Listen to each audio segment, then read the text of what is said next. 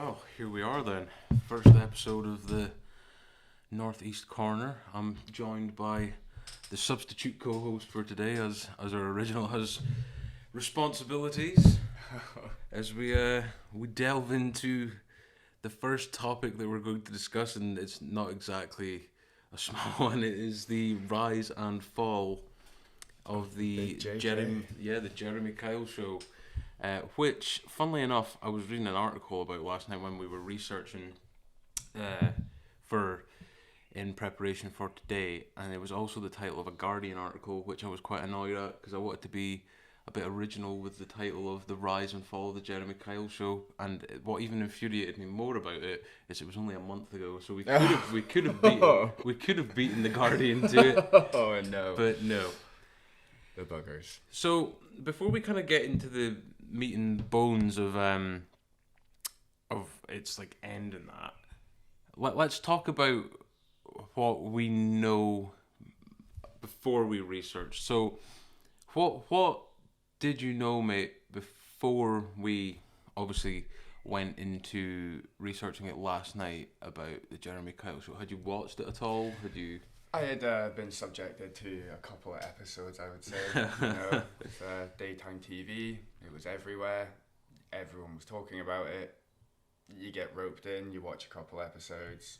It is what it is. It's just a British version of Jerry Springer. Yeah, that's pretty much what I took from it as well. I mean, obviously, we're going to get into the kind of aspect, because obviously its retort would be it helped a lot of people.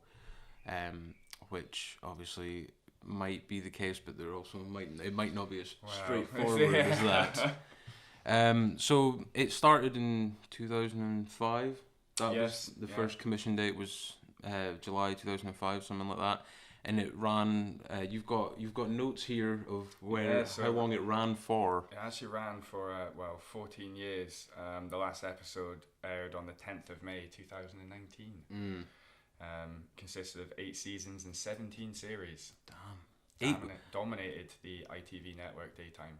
Yeah, well, yeah, because that's one of the things. Like, obviously, Jeremy Kyle had like really, really strong topics, especially for what time of the day it was. If you've always thought about TV media, like anything to do with like relationships and stuff like that's always kind of been pushed back beyond 9 p.m. Yeah. And it was just like right in your face from 9:30 in the morning. Full on, nothing slow. Yeah, right in your face. I mean, obviously there was like a lot of profanity on it as well. I mean, obviously they bleeped it out, but I mean, it would make and break families. It would make and break friendships. It was just. I mean, there was a definite. There was a definite. That's the word I'm looking for. There was an entertainment/drama type side to this. Well, that's what it is. It was almost seen as real life drama. Yeah, exactly. Yeah. Technically, there's always some form of script that they have to follow. Otherwise, it's just going to be feeding time at the zoo. Yeah. No, 100%. And it was kind of weird because the last time that I watched it, obviously before it got cancelled a few years ago, which we'll get into in a bit. They were kind of making side characters, and what I mean by that is, so it started out with Jeremy Kyle, and then he'd have, you say guests, but people that he'd argue and help and whatever you take on that. But as the years went by, there started to be like, I don't want to say side plots, but there was people on the show that were becoming more part of the show. Like he had his aftercare. Almost returning guests all the time. Well, that too, but I also mean people that worked on the show, right? He had bodyguards, not bodyguards, but security. Yeah, I think I know one of these stories. Carry on. Yeah. So one of them in particular, I was about to say was a really awkward guy, but I don't want him to. He was quite jacked, shall we say? So I don't want to insult the man too. But I think, what was his name again? I think it was Security Steve or something, right? And you could tell that he was like quite socially awkward. Like he wasn't built to like be on television. He was built for that job of built to be in the background. Yeah, to stop people from harming each other and that. But Jeremy Kyle would then kind of play on that and go up to him and like not make fun of him as such. Well, I guess you could see it as making fun of him, but Put him on the spot. yeah, toying around with him and that, and he would just kind of stand there in like a Leeds accent and be like, "No, Mr. Kyle," all this kind of stuff, right? And I was thinking to myself when I was watching this, I was like, if you're at work, like, because that's it's his job, and I know like Jeremy Kyle, he's not his boss, but like he is maybe up the food chain. He's the reason he's there. Yeah, exactly. Like, I found it quite like I was like, these are the people that protect you, Jeremy. Like, when they get, because like some guests would try and confront Jeremy Kyle, and then what do they call that when they put the shields around them? The Spartans, is it the turtle? They form the... That's the one, yeah. They literally form the turtle around Jeremy Kyle, and like, no one's getting through that 6'3" brick wall. But there was something I wanted to touch with that, because it would take a certain kind of person and to be in that mind frame to even contact them, to be willing to go online.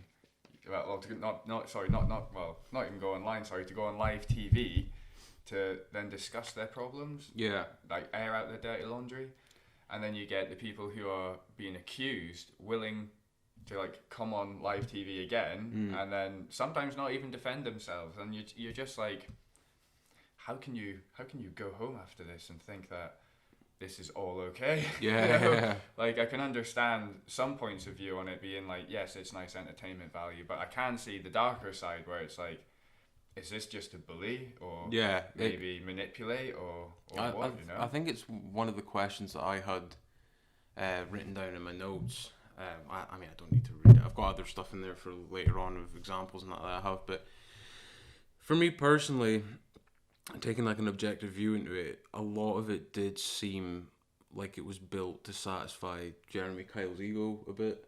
Well, when you're getting paid a £2 million salary a year, I would have quite an ego too. Yeah. But I think it was like more of a sense of so like you said, you had people coming on to discuss their problems, and some people you could tell were quite, I don't want to say vulnerable. I mean, some people were vulnerable, but there was other people with complications in their life, right? Yes, yeah, definitely. And to put it nicely, sometimes. Yeah, for sure. And Jeremy Kyle always took like this kind of direct, in your face approach most of the time, and these people would fire back sometimes to try and defend themselves, or they would say something.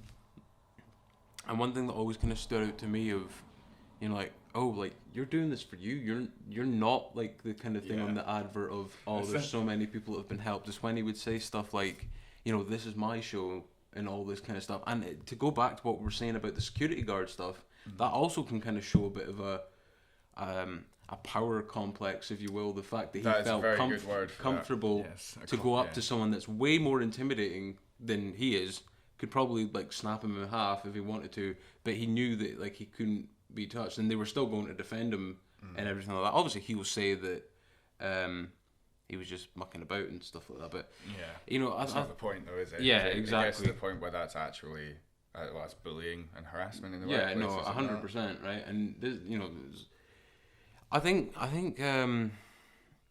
when you see him do stuff like that, it kind of takes away from what they're trying to advertise as what the show is. Like we were saying about it being like a helping, because everyone's had a problem in their life of some sort, right?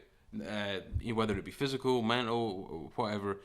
And whenever you go to get support for that, you never expect someone to be right in your face, like shouting at you or criticizing you. Really, I think that only works when it's someone that you know, or someone that you like respect and love that does that to you. That has like a big impact on you, but not some some stranger on a TV radio show. talk show, Cockney guy. You know what I mean? Like just giving you a hard time about your own troubles and calling you out. And I think I would get quite angry. Yeah, I think I would snap. Do you think it was set up like that? Do you think it was set like that intentionally to get reactions out of people for the entertainment value? Without a doubt. it was daytime TV, like we've discussed, you know. So I mean, all this drama that people could watch during the day, and, you know. I mean, what else have you got? Like, Yeah. you don't have. There's not a great deal of everything else to watch. It stood out because obviously, like during daytime TV, it's either the news or bargain hunt or something like that, or something. I don't mind a bit of bargain hunt. No, unfortunately, neither do I. But it's not everyone's cup of coffee. Yeah. But it was definitely like the most extreme thing on morning TV because it actually, funnily enough, it replaced. Do you remember Trisha? She was like, yes, she was a lady that did like, it was actually her leaving ITV and moving her show over to Channel 5 that actually got the Jeremy Kyle show on air, and then Jeremy Kyle seemed to take things just to the next level. You know, like Trisha dealt with these kind of things as well, but I don't think it got to the extremes that Jeremy Kyle pushed things to. Because the thing is like they were always kind of building on it, right? So it would just be the Jeremy Kyle show, but then they would have like special kind of things where they do like they did like an episode where they went away with a bunch of like troubled young people, well not young people, but like early 20s, late teenagers that were getting into trouble, and that they took them away on like a course or something to try and build team skills and try and find out what was making them so angry and committing crimes and stuff like that. And then there was another one of the emergency room where they would look at medical problems and that. And then, as you were saying to me just before we started this, he started his own kind of documentary series. Yeah, so when his show got shut down, he basically signed on with a new manager from the information I could find. To which then followed the Kyle Files, as it's called, where he goes around and he basically investigates social issues such as knife crimes and plastic surgery, as it's stated. Mm-hmm. So, wow. The knife what a fall Jeremy Kyle has had. the knife crime one totally feels like he's trying to claim Ross Kemp's turf. Wow. Ross Kemp is the king at this kind of stuff. I'm sorry, unless you've got Security Steve, Jeremy Kyle, you better run. Yeah. Ross Kemp will rip you in half. If he gets you, you're I actually watched one of these Jeremy Kyle documentaries, and I think it might have been on the knife crime or it was on gang culture, so it was something similar to that. And I remember because this is what reminded me so much of Ross Kemp, because have you ever watched Ross Kemp on Gangs? Yes. So when Ross Kemp, usually mostly in the UK version of Ross Kemp on Gangs, will meet up with some gang members, and they'll usually have, to protect their identity or whatnot. Like a bandana face or whatnot. Yeah. So Jeremy Kyle does, not a spin-off, but like a rendition of this, of where he's doing... Ross Kemp's bit. Yeah, basically. Yeah, like they've meeting up and that, but do you know what he does? He kind of... builds in confidence that he's okay around these people, so he starts switching to the show persona, if you will. And this is the crazy bit, right? So there's one of the guys on a bike like circling them and that, and there's a bit of confrontation going, which is kind of the same to what the show's meant, right? Because like we were just saying, it seems to be built around getting rises and drama and the audience laughing or whatever. He starts doing that. I think he starts an argument or a bit of trouble with the guy going around the bike, and tells him to do one, right? Which is such a London thing to say that. But right after that, another gang come along, one of these rival gangs and they start fighting. Right, they start fighting right in the midst of this. And it just simply cuts to Jeremy Kyle and the whole camera crew legging it into the back of the car. So that the idea of that is he told someone to do one, and then he did one. He actually liked it. Yeah. But I think he was building his own career off the back of that show as well, right? Because he was taking part in other projects, and what we're about to come to in a minute of the show getting cancelled. I've not heard a peep from the guy. I haven't heard anything, no. Like apart from that little part on the Kyle Files. Other than that, the only thing you see is Jeremy will be back. But I mean, that was from last year. That's the thing. Obviously with COVID, I mean, is that maybe slowing him down, or is he maybe using this to gather more online following, because I mean, I'm pretty sure his Twitter must be lighting up. Yeah. His Twitter would be lighting up still, because he, as much as my own personal opinion on the show is, I'm not a fan. Yeah. Yeah, people enjoy it. People get roped in. It's daytime TV, like we've said, but it's just crap. do you think? My opinion, though. My opinion. Do you think that you were saying like people enjoy it and stuff, and I think one of the common themes I think people would say if you asked them why they liked it would be it makes me feel better about my own situation. Oh well, that as well. Yeah, people don't feel so silly or so bad. Which kind of begs the question. We love misery. Yeah. Does that desensitize us to other people when they're on a show like that? Does that make us feel like it's okay to laugh at a situation like that? Because let's just say it wasn't some person that you didn't know or someone from the other end of the country. Let's just say it was your cousin or your friend or your brother, or whatever, right? And it was them. And they were telling you, let's just take the TV show element out of it and everything. Excuse me again. Goddamn fizzy water. But take the TV show element out of it. We would probably be more empathetic towards situations like that are discussed on there, right? Like you would probably be able to notice that someone's having a bad time, or struggling or having complications in their life, rather than just be like, oh, look at that guy. You know what I mean? Do you know what I mean? Yeah. Yeah. No, I get what you mean. It's like making it for television as just made it something else. Yeah. Like, I think that's the issue, because they also air when they're with certain people, like on the lie detector. I mean, like, you get to see them when they're actually talking to counsellors. You may not get to hear full conversations, obviously, but the fact is that it's still being aired. It's still intrusive on them. It doesn't. Yeah. The whole thing to me just seemed a little bit like a joke. Yeah, Like it definitely. Backstage when you see all that. Oh just yeah. Like, come on. I mean, I've watched WWE.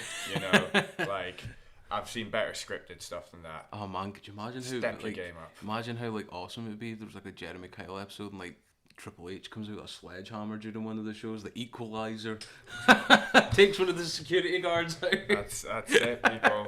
Hell in a Cell. Let's do this. But I think WrestleMania, Jeremy Kyle. Here we go. I mean that is kind of the level that it gets to, right? Because it doesn't feel like real TV to an extent. Because it's like portraying Jeremy's this great guy and he's hammering every bad person in the United Kingdom. And the reality of this is, right, whether these people have done bad things or done questionable things on TV, so on, these people probably most of the time aren't genuinely bad people if they have the right support in that in place, right? Because, you know, like, you can't just take one view of someone, and if you look at how many people have changed in their life. Well, friends and family are always important. I mean, if you're always in trouble and always in that kind of situation, you need to look at who you've got around you, really. Yeah, for sure. And not just run to Jeremy Kyle. Because there was always like a rumour, and this was never confirmed or denied, that people got paid to go on, in terms of you would get like $1,000 and then you would get your hotel paid for you and so on and so on. I'm not sure how true that. I would imagine they paid the hotel and stuff, because that's just what most. Is it what's the other show? Is it with Dr. Phil? Is that the guy in America? Yeah, Dr. Phil. Well, he puts up, like, if people go over there on his show, he puts them up in a really nice hotel, and it is all paid for. Mm-hmm. You know, everything is paid for by his show. Yeah. Just for you to go on as a guest. Yeah. So I'd imagine in the UK, I mean, we're not that much different, you know. No, exactly. Yeah. We just don't carry guns.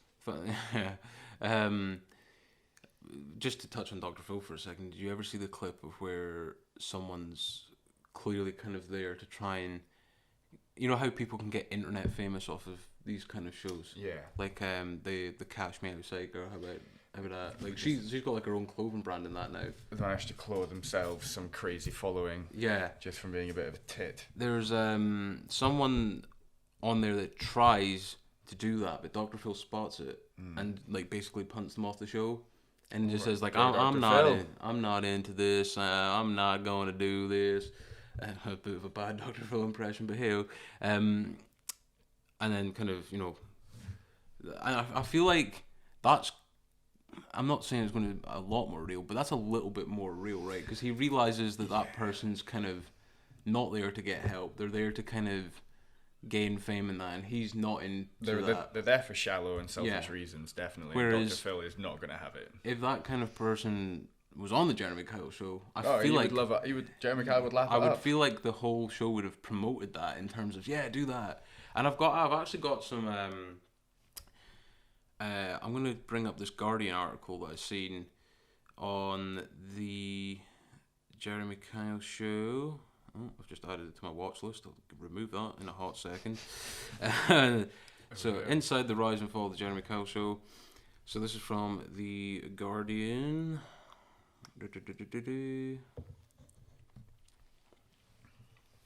So, story time. In 2017, Kane Manning wasn't in a good place. He was worried about his brother, Craig.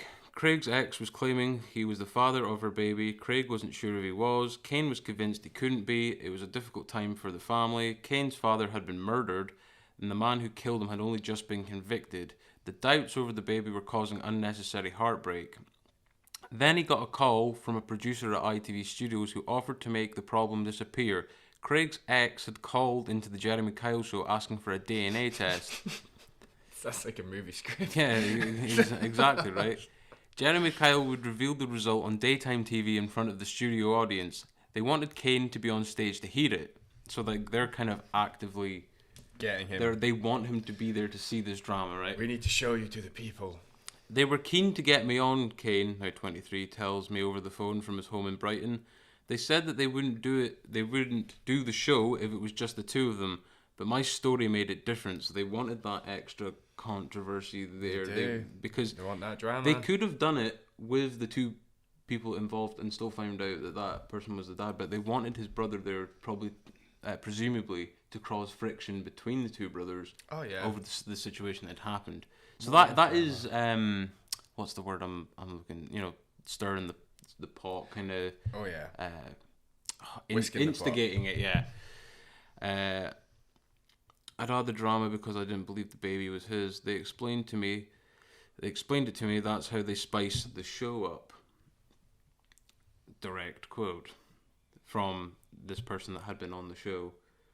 That's how they spice the show up. So that kind of just proves what we just said. It's all for entertainment value, and we're all just sheep. We like to sit there and lap it up. We're lapping it up.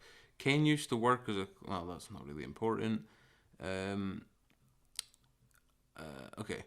If you pay privately, a DNA test is expensive, but if you go on the show, it's free.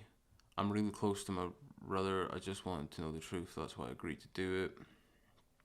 As soon as Kane said yes, gears went into motion at breakneck speed. He remembers I had a phone call, and the next minute it was, I'm going to book you a taxi and pick you up at 6 o'clock. So this got arranged pretty sharpish. Like, there was no messing about. There wasn't any. They want that money. Yeah. They want that money. Kane says he was on his way from Brighton to Manchester because the show was hosted in Manchester that evening. And so was Craig, but they had to travel in separate taxis and stay in different hotel rooms, which is probably a sensible idea considering the situation that was going on at the time. So each of them could have their own story, he was told. While Kane made the 4.5-hour journey to Manchester, the production team at ITV Studios were still at work trying to find other stories like his, or they hoped more lurid, more sensational, to fill the running orders of around 250 episodes a year. Because on one episode, there's usually 3-4 different stories, or 3 stories at least. They have one, and then there's an advert, and then there's adverts. Oh my god. Former production staff told me that researchers would have been working late into the night on Kane and Craig's story. So when they say working on their story, that almost seems a bit like editing the script kind of thing, or trying to manipulate it to what they want it to be rather than the actual story itself. Well, it reads better. Yeah, for sure. Make a bit of money, make a bit of drama, make more money. Grooming their different narratives for maximum dramatic effect, which is just kind of what we've just said. We're getting a bit of ahead of ourselves. We're just too good. We're too good at this. Knowing that they were pitted against their colleagues, they said that the episode... Wait, so knowing that they were pitted against their colleagues, does that mean that they were in competition to see who could get the most, drama and dirt, if you will, out of these people. Probably. It was probably worked on like maybe a bonus scheme. Yeah, that's crazy. Do you think how crazy that would be if someone got a bonus? Yeah, but I will give you a bonus if you completely belittle this guy. Yeah. If you can find out the most intrusive stuff about this person's life that we can bring up in front of a national TV audience tomorrow. And make him crumble. Paid. You're sort of for that. They said that the episode would be classified the next morning. I guess that just means recorded or aired or whatever. Graded on the level of conflict. So these people wanted there to be conflict, conflict, emotion, and confrontation. It's what they want. It's what they want. Because some people believe that's when the truth comes out. Exactly, yeah. Unfortunately, it's when a lot of emotion comes out and also a lot of poison. But also, that poison and emotion and confrontation isn't to help them, though. It's to help the viewership of the show. That's it. Which is kind of like, it begs the moral question, is like, are people getting helped or are they being exploited by doing this? Because it feels like we were talking about earlier, to get the help, you have to go and do this really humiliating, intrusive thing to get help, which is kind of like you have to earn it. Not like earn it. I mean, some help you do have to earn, but not in a... It's like you better put on a show. Yeah, exactly, right? It kind of feels a bit like, working for like a circus, or, you got to go through some kind of really weird kind of routine audition or something to get the help, Like, it makes me uncomfortable reading a lot of this, to be quite frank. Yeah. And it just took its toll on those who appeared on the stage. Some of the people behind the scenes would also pay a heavy price for being part of the Jeremy Kyle show. Of course, Kane didn't know any of this. The next morning, he was backstage in his smartest clothes, tweed trousers, and a double-breasted jacket and dark polo neck. He says he was confined to a small room for hours, alone, except for sporadic visits from producers and researchers. It was so intense. They try and get you hyped up for the show. So again, it's kind of being kept in torturous conditions. Yeah. Well, they're like, come on, getting you hyped up. Get ready. Kane says they were like, walk in there, be fiery, talk really loud, because apparently Jeremy has a hearing problem, and if you speak quietly, he doesn't like it. Scale of 1 to 10, how believable that last bit is? -5. Just poop. Yeah, just poop. Just Jeremy has bad hearing problems, so we want you to go out there, be fiery, maybe get in your brother's face a little bit. Let our security break you up, just so Jeremy knows the vibe of the show. And I've seen that man whisper to people backstage. I've seen that happen. Exactly, exposed. Lies. On stage, Kyle complimented Kane on his clothes, but quickly switched to mocking his trousers, his crossed legs. Why would you mock someone for crossing their legs? Like, people sit like that all the time, right? His mannerisms, his turns of phrase. He asked Kane whether he tried it on with his brother's ex outside a pub, once shouting in his face. As we said, he likes to get in people's faces and, try and be, moral high ground. You're a bad person, I'm a good person, my show, my rules, I am the best. That's it. I make the money. So the DNA results showed Craig was the baby's father, so at least that part was off his mind, right? Like, after all, and Kane felt as if he was there to be humiliated, which, I kind of agree with the guy. Well, that's it. That's what we've been saying the whole time. It's all drama. Someone's got to be humiliated. Someone's got to be like, he up. didn't have to be there. Exactly. Because if they wanted it. Yeah, they wanted it for that extra part, because having the guy there with his girlfriend and then find out it's all okay is not enough for them, right? It has to have this kind of third element to it. A little bit of pizzazz. As he saw it, he was being cast as an awkward loser who was willing to deny the legitimacy of his own brother's baby just to get back at a woman who had rejected him years ago. They set me up to be laughed at. Again, I also agree with this. I also think that they would take that into account, especially when we go back to a little earlier of people competing against each other to see who can get like the most intrusive, kind of embarrassing stuff to bring up on the show. Well, I mean, do you think that when he has all these results, DNA results, lie detector results, all of this kind of stuff, do you think, because I'm sorry, there's no way he does not know what these are until that one specific moment. Because he builds suspense off of that scene. I just read them. Yeah, well, in my head, I'm like, he must know everyone who is guilty or not guilty in whatever, depending on Yeah. how accurate these so-called tests actually are. But then, like you say, it's written for us down there. Like, everybody understands it, but we still enjoy it for what it is. It's still heavily scripted. Yeah. Even though this is people who are told rough topics on what to speak about. It It kind of is feels like they scripted, get it is ambushed a controlled bit. by Jeremy Kyle. Yeah. He allows them to promote certain aspects of their argument, and then he literally just waits for that one quick moment, belittled, embarrassed, publicly, live on TV. He's known the whole time. He's just waited for you to just get to that point, and he can be drama, Ambush money. time. Yeah, more money, more hassle, more things for me to look like I'm helping with. No, JK. After the journey home, the process of dealing with the fallout of being a Jeremy Kyle guest began, trying to navigate the awkward relationship with the woman he now knew was the mother of his brother's child and worrying about how he was going to come across on television.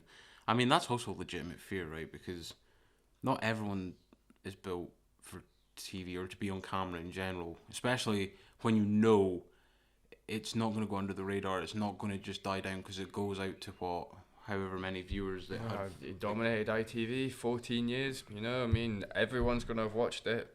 And if it breaks the news, then, or if it's written down on like a journal or an online journal or a paper, I then wonder boom. I wonder if people, because obviously I would imagine their names get mentioned on the show, not their full names, but like their first names. I wonder if people have went out their way to like look these people up on social media and give them like hassle and stuff like that. Without a doubt, I Yeah. reckon. I reckon that would be without a doubt, because there's people out there who just hate certain kinds of people, and if Yeah. they feel like they can bully or have a little sly pop, they're gonna do it, man. People do it to like, you know, celebrities and stuff. Why not do it to someone? Well, it doesn't matter. You don't have to be a celebrity. People do it to anyone. People troll people. People create fake accounts just to send them crap. Yeah. Really? That's it. To give them a hard time. The producers had asked Kane about his mental health when he first spoke to them. I said I was okay. I did make it clear about the trauma I went through with my dad, as like mentioned earlier in the article. This dude's dad had just been murdered, and the guy, he literally just went through the court case and seen the guy that had murdered his dad go down. So obviously you're in quite a vulnerable. I mean, I've never experienced that sort of trauma, but I'd imagine you're in a really vulnerable state. Oh yeah. Especially off the back of that, you know. Yeah, I can't imagine his situation, but you can kind of have a vague idea that he really shouldn't be making any kind of decisions right now. And I think he should be having some family support if more family was available. I think it's even more sinister that the show tried to get those brothers to fight and beef and stuff like that. It's disgusting, when this really was going on, because if anything, they should have been coming together, regardless of the scenario in that, because they've just been through a traumatic thing. Like their dad had just been murdered. It's like I said earlier, it links it back to you need to surround yourself with family and friends, not a tabloid talk show. Tabloid talk shows. It's listed as. I said I was okay. I did make it clear about the trauma. Okay, I've said that part. And then they said, "Okay, we'll take that into account. We understand." Skeptical hippo eyes on that one. But I don't think they fully understood. They just rang me up 3 weeks later and said it was going to be on TV. They said, "How do you feel about the show?" But it was still too early. I just went along with it, he says. It hadn't been on TV yet, so I didn't know what it was going to be. I was just normal. After the programme was broadcast, Kane received a barrage of abuse on social media. We literally are calling this word for word right now. The backlash was real. People were taking the piss out of my clothes, direct quote, criticising me, making comments in a way I was vulnerable. Like we were just saying, like the dude's obviously in a vulnerable scenario from the fact of the trauma he's experienced. He doesn't need to be getting hated on. Yeah, now he's making it on a public scale. Yeah. It's not just a private scale now, this is a public scale. Because of what I'd gone through in the past, the trauma, and then I had to cope with this. He pauses. I regretted it big time. I coped with it, but it was 50-50. Man, I feel really bad for that dude, man. That's like, that is the dark side of this kind of TV, isn't it? Like, see, that's where I just don't get why these people haven't been taken to court. Yeah. You know, I mean, yeah, people sign paperwork, but they sign.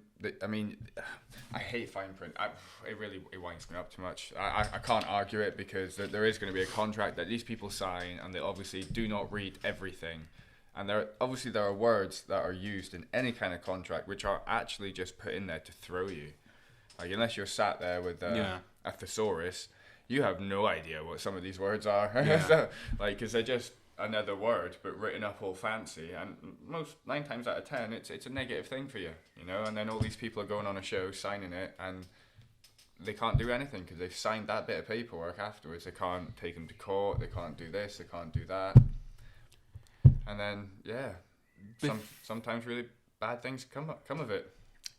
Before we go into why the show got cancelled and that whole situation and our thoughts on that, let's play a bit of devil's advocate and try and make a few positive points about this TV show, if we can. Even though we personally don't think it's good for people, there must be some evidence out there that there's some good points to it. When I typed in, Jeremy Kyle show and put in reviews, I'd only looked at 4, very, very quick, very, very basic, and they were 2 negative and 2 positive. Now, the 2 positive ones were stating along the lines of, oh, this is great, it's you get to witness on good episodes families coming together, they're being reunited, the truth's actually being told, because some people don't know who these people are. They just all of a sudden have a thought that, to be fair, I think this could be my mother or this could be my daughter. And then all of a sudden they go on Jeremy Kyle and they're reunited, and he does catch up with them. I don't know how long after, but 9 times out of 10 it's normally all pretty good. Yeah. And it is nice, and it's a nice show when that happens. Yeah. Well, like that is, I mean, I know they'll say, oh, there's bad problems and there's problems that end good and stuff like that, but I think people that find their long lost siblings and mums and dads and any kind of relative.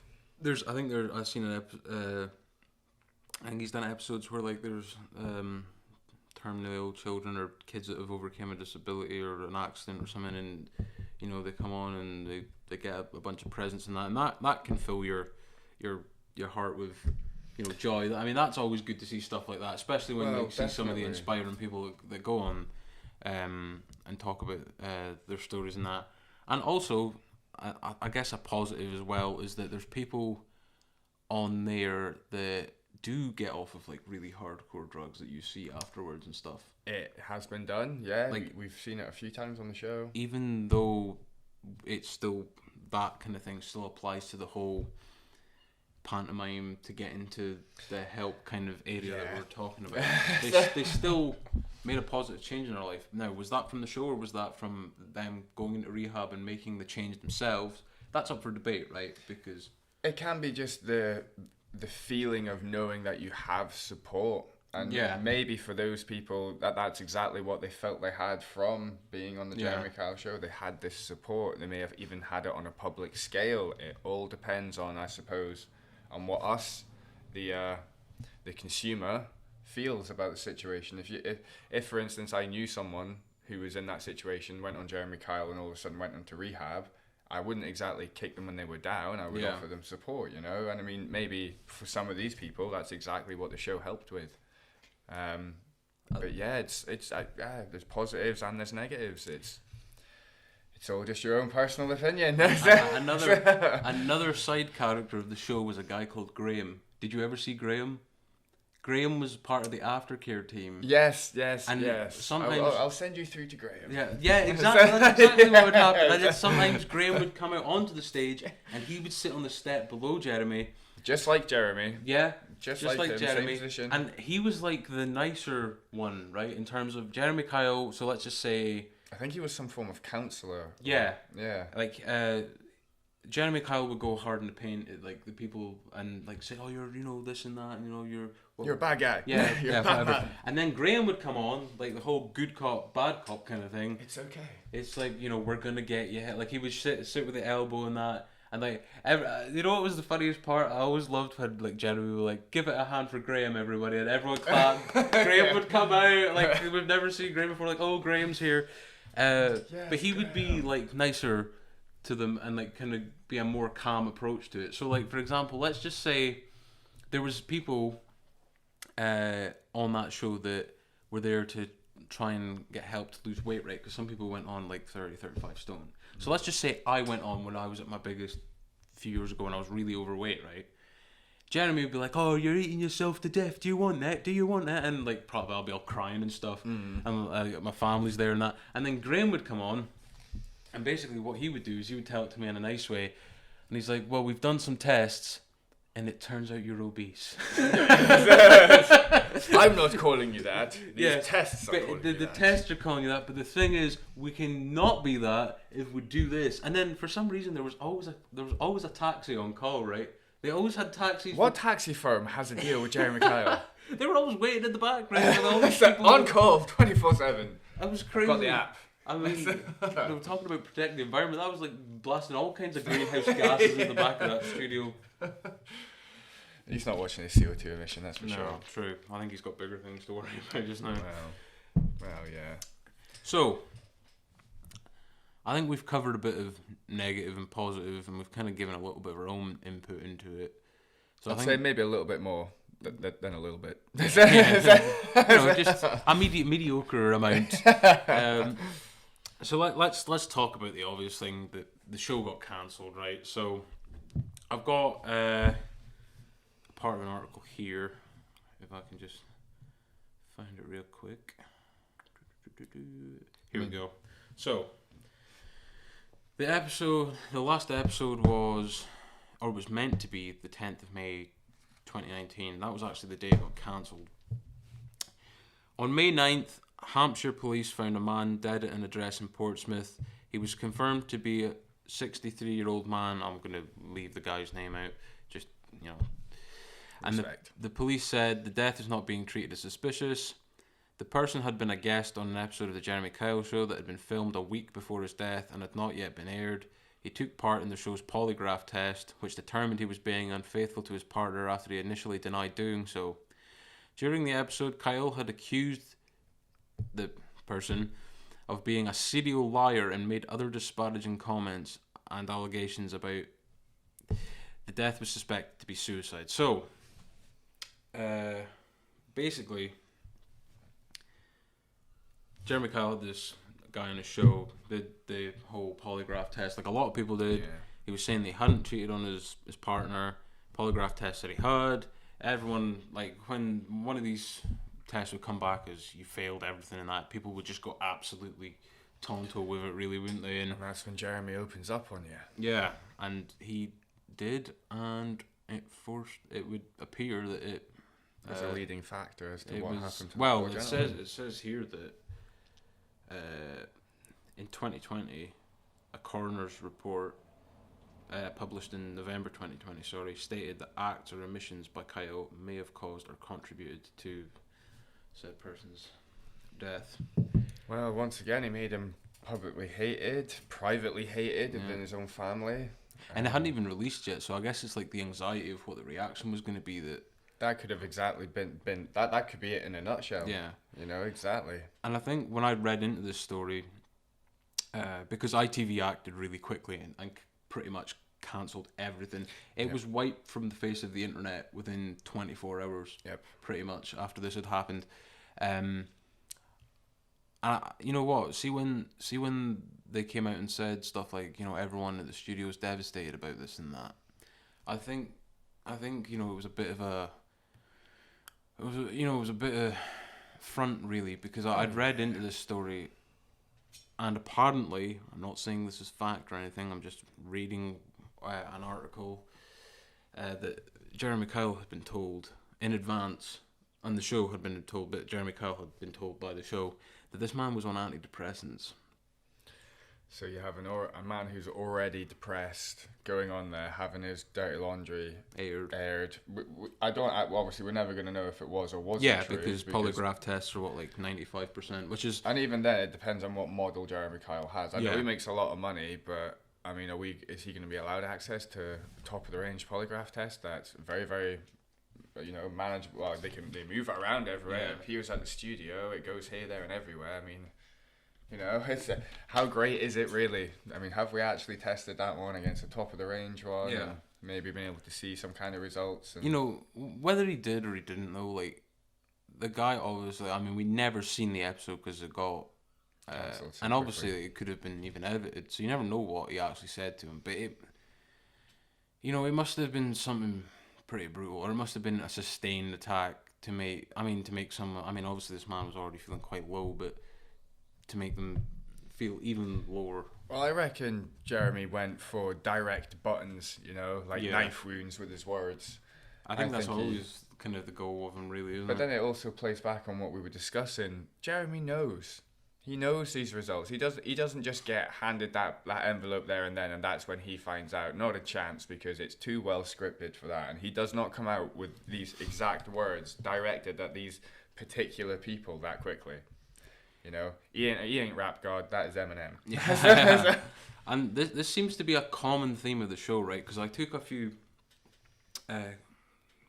quotes, apparently, from former producers, which, they could just be bitter that they got treated bad or something like that, but we'll see.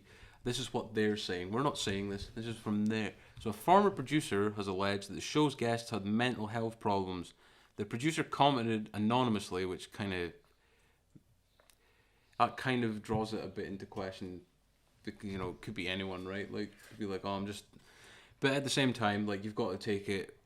Because everyone... When this happened, all the rival TV channels started doing coverage on this, because it was, like, basically a really good way of hammering... I mean, I know this sounds bad, but it was a really good way of hammering ITV. Oh, Because, yeah. like, BBC, And to get their own views up. Channel 4, Channel 5, they're all in competition with ITV, right? So it had If all you think about it in a very brutal scale, you think of any natural disaster, we always know because the news is there. Yeah, exactly. They ain't there helping people. They are there videoing. Yeah, shit and they go started down. getting, like, Excuse my any French. guest that they could find that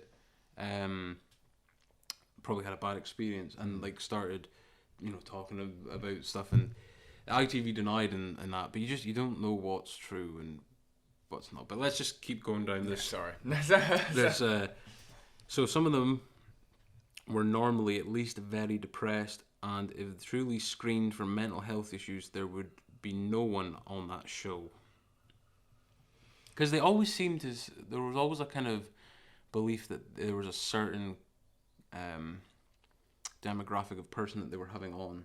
As in, do you reckon there's like this kind of line that they have, and if you do not reach this line with problems mentally, physically, or emotionally, then they're just going to There's just no you. point, because They it's don't not want you. it's not extreme enough. They can't make money off you. Or basically you'll cost them money because they won't make that much from you. So, obviously, when we mentioned there was a lot of conflict on the show, right? So, frequently when friends and relatives of the show's guests entered the stage, having heard backstage what had been said, because they would be backstage and then they would bring them out and they would have heard everything that had been said prior. Strong language and fights would break out, although the latter was not shown, with the camera giving the view of the audience and Kyle until his security team had restored order. This led to the show being compared by another former producer that conveniently doesn't give their name again, but hey-ho, with Roman gladiatorial combat and its brutality. Very powerful words, that really, isn't it? Wow. And this was quite a regular occurrence as well, wasn't it? Yeah, It's not just your once in a blue moon kind of episode, people. This was often. I actually seen. I'm just gonna make my notes go back to where they were. I actually seen. Many years ago, actually, before it got cancelled, and that there was an incident where I'd seen this on the news, where a guy came out, and I think it turned out like his best mate had been sleeping with his girlfriend or something along the lines of that, and he just straight up headbutted him.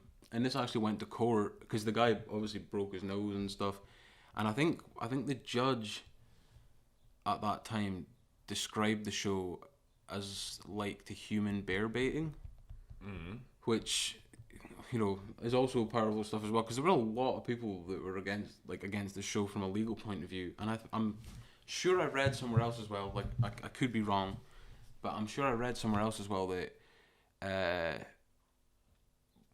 some guy that had been on there, and him and his girlfriend had been on there, and then someone had like kicked off that had been found out in the show, and that guy ended up, I think, beating his girlfriend, and he got sent to jail for 2 years.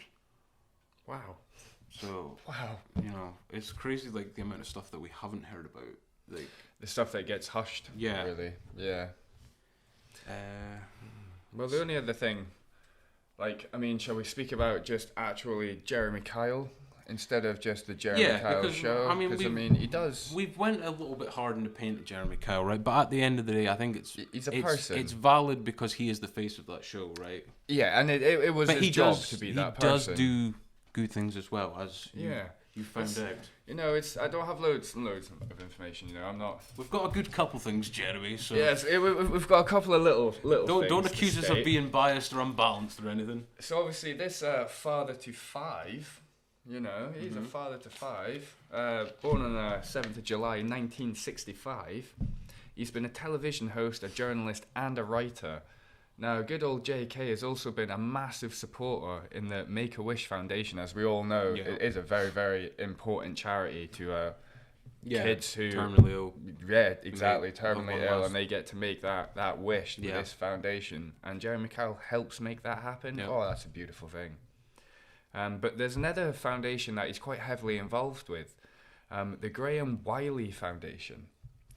I didn't manage to find too much information on it last night, but I am going to have another quick check right now. Okay. But yeah, he's got money and he knows where to put it. He wants to help.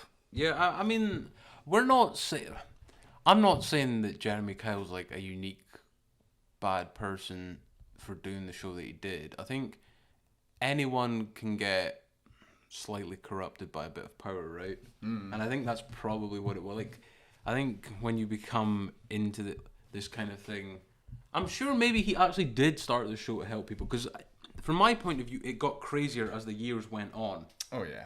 I mean, obviously there's always going to be like controversy and stuff like that with a show like this, but it felt like it definitely stepped up as seasons went on. Have you managed to find? Yeah, so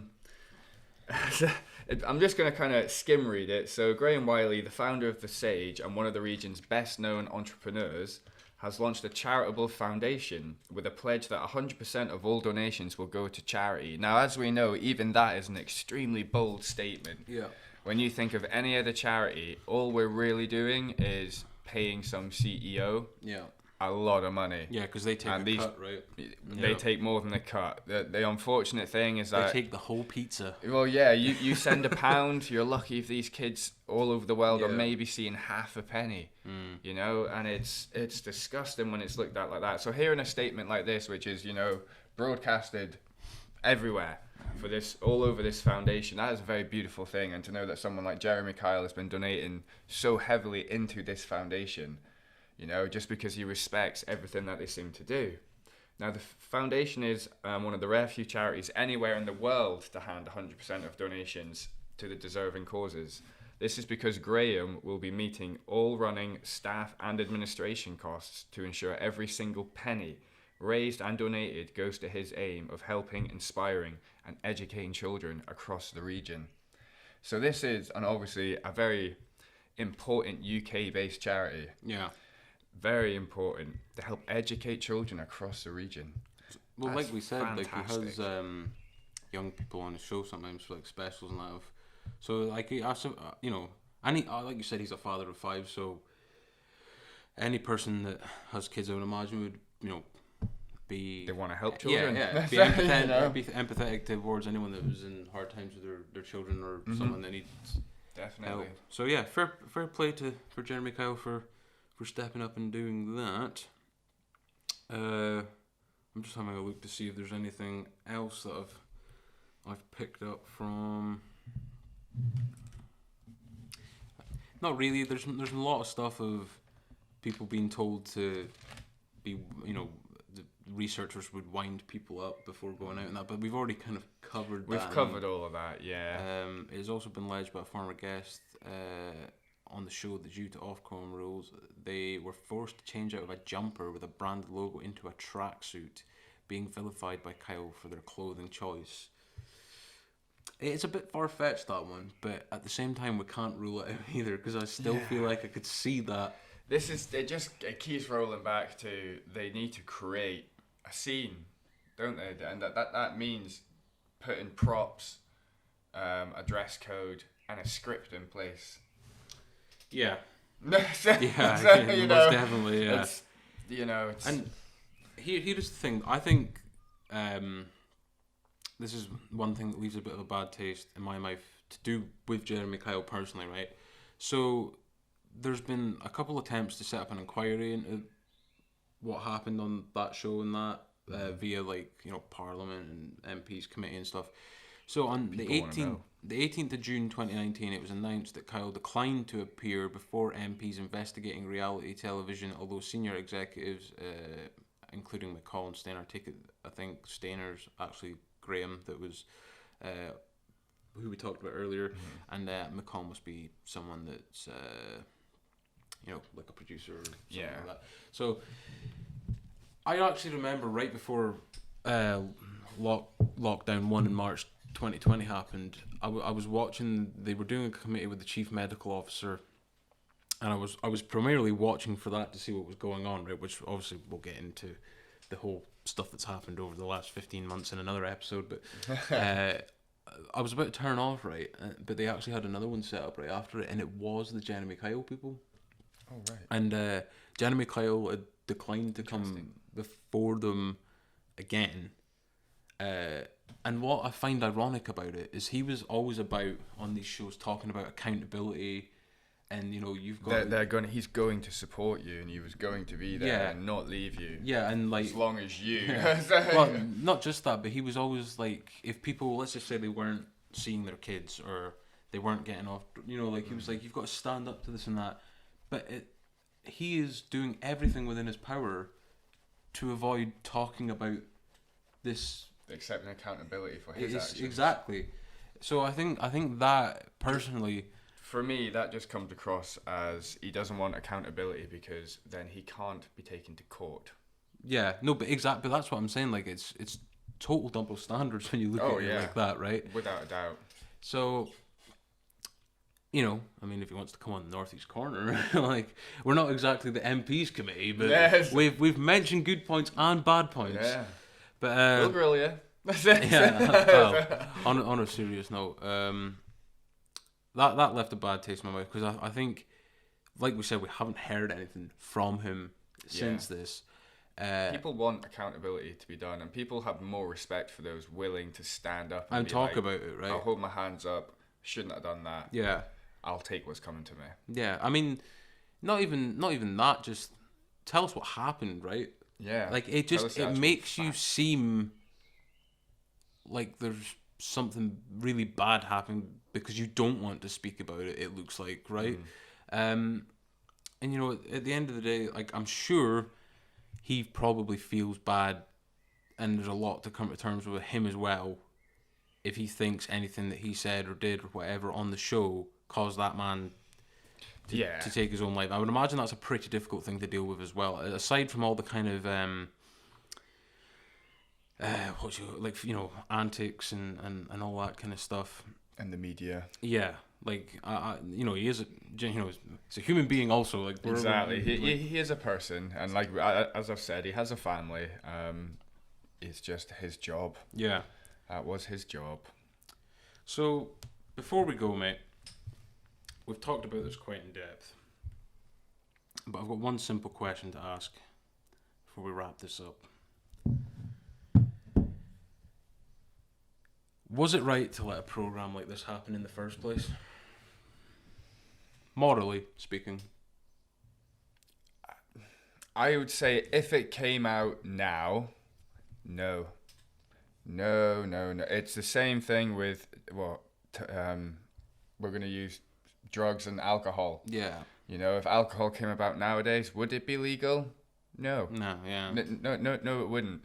If Jeremy Kyle came out nowadays with everything that the world's gone through, as of late, well, no, it's not going to be appropriate.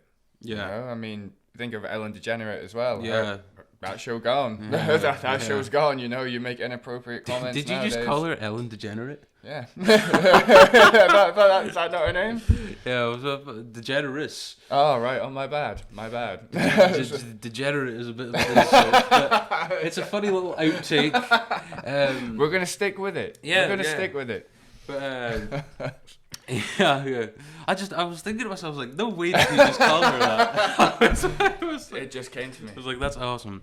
Anyway, so, Yeah, I think what you're right in saying. I think the world was. I know it's strange to say this because it doesn't feel that long ago, but the world was definitely a different place in 2005. Oh yeah. Oh yeah. I think like you said, if it came about now, it would be more likely stopped. But because it had its foot in the door per se already, and probably the funding behind and it's established, you're allowed. You know, do you know what I mean? Like, if you get more respect, which that show in terms of ITV was well respected because it did very well financially for it. That it was always going to let you have a bit more leniency. I was literally about to touch on that. I was like, I think it's all down to if you're making the most amount of money for that network that you are airing on, you're going to be able to rule the roost, really. Yeah. Oh, we don't want to do that. Right. All right. Okay. Well, you make us, 80 million in ad revenue, so we're going to let you do what you want. So, you do your thing. You just keep that studio. Yeah. Well, I personally, looking back on it, I think it was kind of inevitable that the thing that happened that got it cancelled. I mean, things like that had already kind of happened in a way. Yes, very true.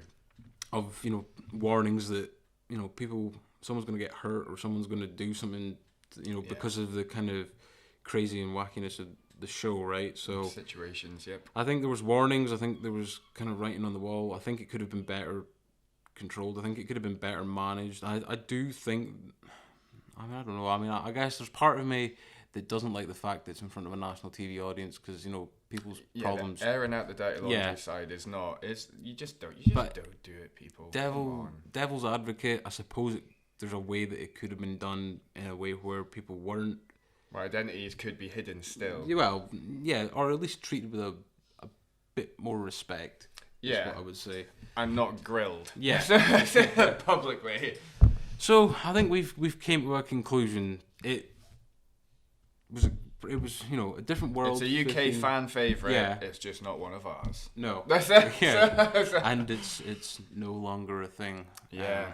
Although apparently it might be coming back with a new show, but I don't know how that's going to work. But I suppose to be continued. Yes, we may return. Make that show, we may return to the big JK in the new show. We'll keep you. Apparently, it's going to be called Jerry McKyle Show. So they've just removed the.